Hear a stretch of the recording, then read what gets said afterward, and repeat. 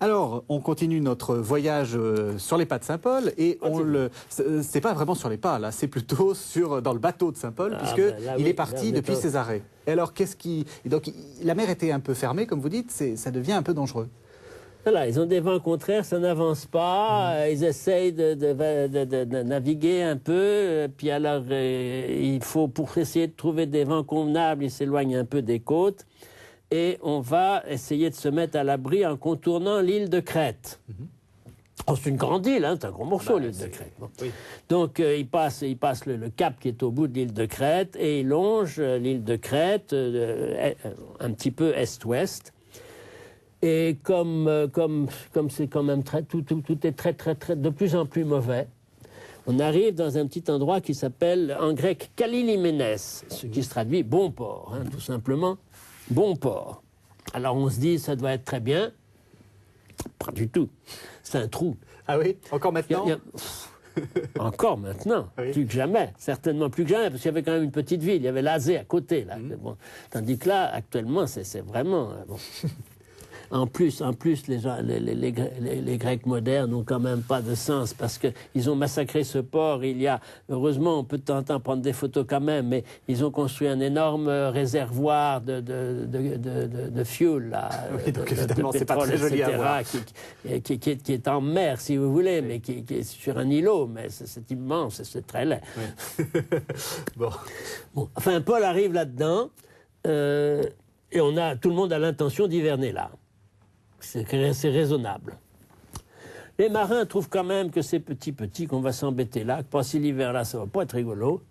Et en longeant l'île de Crète, il y a un autre port un peu plus loin, on va quand même être beaucoup mieux. Et donc ils font un petit peu une manif pour dire au capitaine, voilà, il faut quand même pas rester là, il faut qu'on... Paul essaye d'intervenir, vous savez, c'est tout à fait dangereux, vous feriez mieux de rester là. Paul, quelle expérience, il a beaucoup voyagé par mer, donc il ne fait pas n'importe quoi. Il a une certaine expérience, oui, je pense qu'il ne dit pas n'importe quoi, il doit avoir ses raisons, je ne sais pas très bien quelles sont lesquelles, je ne sais pas si c'est à cause de connaissances maritimes ou d'autres. Hein. Enfin, toujours est-il qu'il n'est pas écouté, et qu'on lève l'ancre et on va essayer de longer la côte. Mais alors là, longer la côte, c'est normalement rien de plus facile, c'est du cabotage, hein, le long de la côte. Seulement voilà, le long de cette côte, il y a ce qu'on appelle les Lefka Oros, les montagnes blanches, qui montent à plus de 2000 mètres, très vite au-dessus là, hein, directement au-dessus. On les voit là. Voilà, vous les voyez. Là. Et elles sont blanches, pourquoi ? C'est de la neige? Non. Il y a de la neige un peu même en été, mais là en hiver il doit y en avoir. Puis c'est quand même des pierres un peu blanches. Hein, voilà, les montagnes blanches, il y a des montagnes noires, les montagnes blanches, des montagnes blanches. Bon.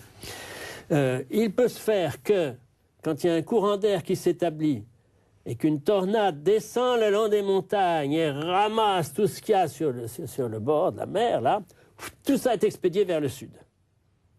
Donc il y a une espèce de vent qui se lève brutalement, très fort. Le bateau est pris dans le vent et envoyé loin des côtes de Crète.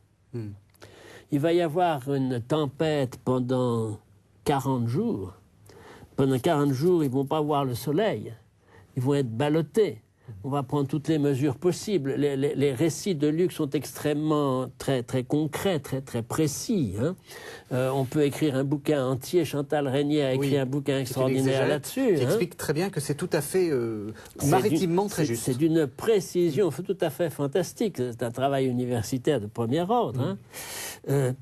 Et donc, ils vont être pris dans la tempête, là, pendant très longtemps.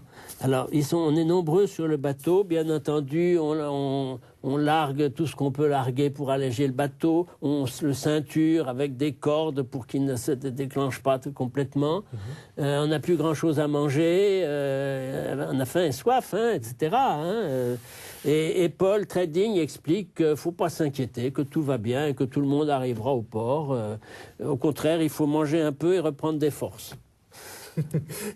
Et finalement, c'est ce qui arrive. Alors finalement, effectivement, ils vont arriver de nuit en sondant. Hein.